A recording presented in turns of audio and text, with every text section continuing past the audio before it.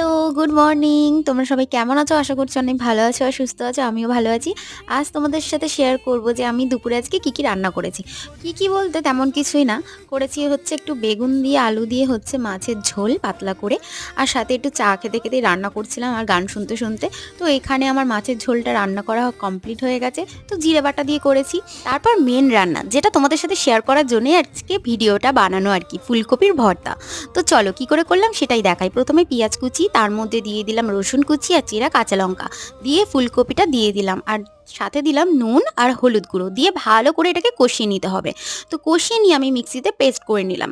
তো একটা পেস্ট তৈরি করে নিলাম আর এই দিকে কালো জিরে, শুকনো লঙ্কা, রসুন কুচি দিয়ে ফোড়ন দিয়ে দিলাম, দিয়ে ওই পেস্টটা আমি দিয়ে দিলাম, দিয়ে ভালো করে এটাকে কষিয়ে নিলাম।